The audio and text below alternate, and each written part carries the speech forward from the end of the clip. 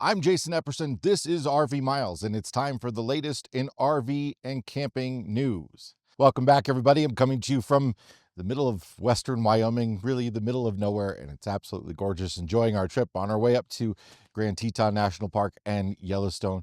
I got a whole lot of RV and camping news this week on this video, but remember, we have the new Parkography channel, and I've got a lot more public lands and national park news coming this week over on that channel. There'll be a little bit of it on this video as it relates specifically to camping, but for the most part, the broader national park and public lands news will be over on the Parkography channel, with a video coming out rounding up the news tomorrow. Case in point, first up, more closures at Army Corps of Engineers sites. With all of that uncertainty that's been surrounding staffing within the federal government, there's been a lot of concern over closed campgrounds, and most agencies have been able to avoid closures, save for the Army Corps of Engineers. The Corps manages over 2,400 recreation sites in 43 states, which includes 41,000 miles of shoreline, nearly 4,000 boat ramps, and almost 100,000 campsites, making them, I think, the second largest camping provider in the world, just slightly behind the U.S. Forest Service. You may not know you've been to an Army Corps site because you just know it's your local federal recreation area, usually like a lake or a river. The Army Corps of Engineers manages dam and river projects and operates campgrounds on lands near those projects.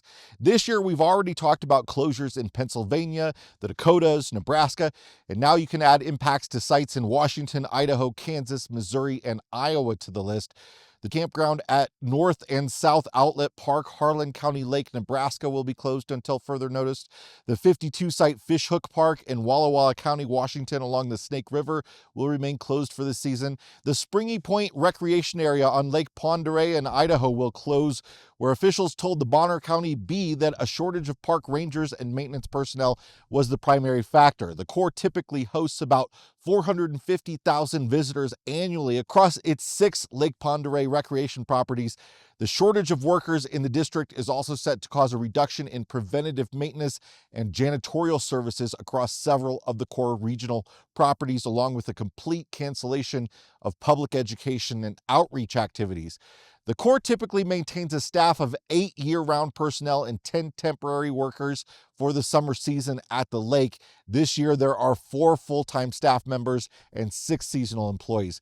The reduced maintenance and janitorial services were echoed in press releases from other districts, many saying that restrooms would be cleaned 1 or 2 times per week instead of 5 to 7, for instance. There are lots of reductions to visitor center hours across the Army Corps sites, with many visitor centers and museums closing altogether. More in a moment, but first, this episode is sponsored by the folks over at RVmattress.com by Brooklyn Bedding. If you're looking for a real mattress for your RV, instead of the garbage piece of foam it came with, look no further than RVmattress.com. RVmattress.com offers mattresses in all sorts of different sizes and thicknesses to fit all the different weird and odd platform sizes that they come with. We've had mattresses from RVmattress.com in our last 3 RVs. We even use them in our home because Brooklyn Bedding is a real mattress company that makes just real mattresses. You can get them shipped to you wherever you are. We got ours shipped for this rig to us in the middle of Breckenridge, Colorado, and you just unroll them, let them expand, and they have hybrid mattresses with springs in them. It's not just foam mattresses. They have a 120-night sleep trial, so you can make sure that you're happy. They have different firmnesses. Their mattresses are toxin-free, and they are built in their factory in Arizona, shipped to you wherever you are. The best part is you get 30% off for being a member of the RV Miles community. That is the best offer they ever give. Look no further. You're not going to get a better discount on Black Friday, on Memorial Day weekend. Just for you, for being an insider here, you get 30% off. If you head over to rvmattress.com/RVMiles and use the code RVMiles at checkout. That's rvmattress.com/RVMiles with code RVMiles at checkout. Last week, we talked about the closures of facilities at Heartland RV, Cruiser RV, and DRV Luxury Suites, which are now all under the Jayco umbrella, which is under the Thor Industries umbrella.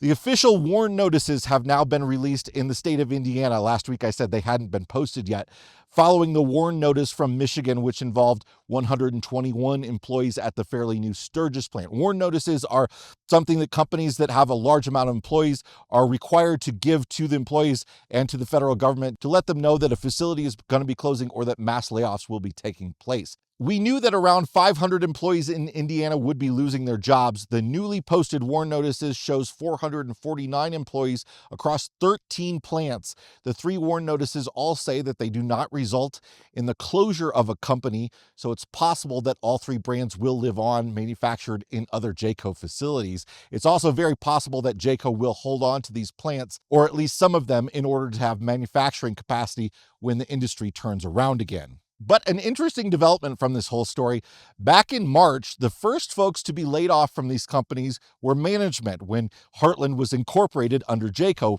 management lost their jobs. Some of those folks have decided to strike out on their own and start a new RV brand. Axiom RV will first focus on luxury fifth wheels and high-end toy haulers, and plans to develop into a full-line towable RV manufacturer. In a press release, Axiom executives said that they plan to challenge the status quo and tackle a long list of industry shortcomings that they believe have been accepted for far too long. Axiom RV will share the same business partners and certain back-end services as independent Class C motorhome maker Nexus RV. The new company will be independently operated, though, but essentially it's kind of the same umbrella as Nexus RV. And check out the nameplate on that fifth wheel concept. Someone has an axe to grind, I think. We've talked recently about Harbinger Motors, an EV chassis company that Thor Industries is partnering with to eventually bring EV motorhomes to the market. Any such motorhomes have yet to actually be announced, just the partnership and the prototype that debuted last September. I wouldn't be surprised if we see something come to market within the next year, but it might not be the full EV chassis. It might be on Harbinger's newly unveiled hybrid vehicle platform. Harbinger said in a press release that a hybrid chassis is being utilized by Thor to deliver an EV motorhome with up to 500 miles of range.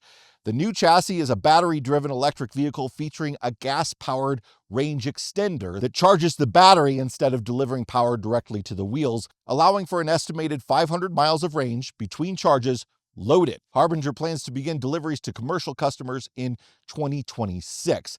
The plug-in hybrid platform features a 1.4-liter inline 4-cylinder gasoline engine and a 50-gallon fuel tank. The range extender engine is used to recharge the vehicle's 140 or 175 kilowatt-hour battery system, depending on the customer selection. Harbinger's electric powertrain delivers up to 1,140 pound-feet of torque and 440 horsepower. That's phenomenal. That's just what electric vehicles do. The platform's 800-volt electrical architecture allows rapid charging at DC fast charging locations up to 80% in an hour. Harbinger's platform was developed not just for RVs, but other medium-duty vehicles such as delivery vans, box trucks, and emergency and disaster response vehicles. Harbinger designs, engineers, and assembles the chassis and its components in-house at its manufacturing facility in Garden Grove, California. Panasonic Energy supplies Harbinger with battery cells manufactured in Japan.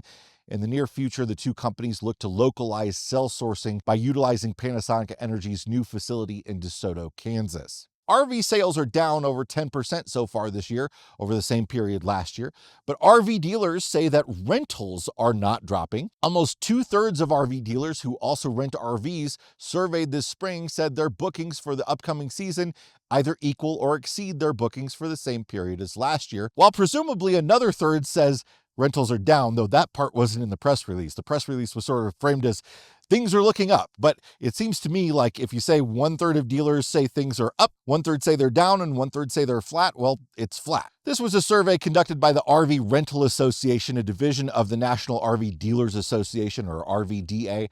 34% of those completing the survey said RVs with enough sleeping room for at least 4 adults and or children were the most popular. Another 32% said RVs with enough sleeping room for at least 6 people were the most popular. Perhaps the biggest change occurring in the RV rental market in the last several years is the popularity of towable RV rentals, whether picked up by the renter or delivered to a campsite by the owner. There are a lot more truck owners out there than there were 10 years ago. Reservations will be required, after all, to enter Yosemite National Park this summer. After months of uncertainty, Yosemite National Park has announced that visitors who plan to enter the park between 6 a.m. and 2 p.m. on Memorial Day weekend, any day between June 15th and August 15th, or Labor Day weekend, are likely to need a reservation. You can enter after 2 p.m. without a reservation, but the park asks that you do not arrive before 2 p.m. and wait, saying that vehicles blocking roads will be cited. Reservations for all dates for this summer at Yosemite will be released on recreation.gov at 8 a.m. on Tuesday, May 6th. That's tomorrow morning.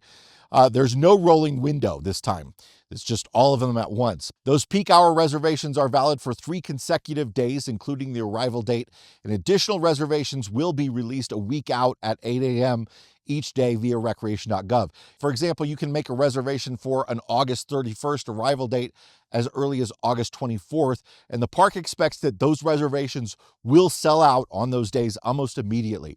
Yosemite charges a non-refundable reservation fee of $2. In addition, all visitors must pay the regular park entrance fee, which is $35 per car or $30 per motorcycle, or free with an annual pass. The reservation holder must be in the arriving vehicle and show photo ID at the entrance station.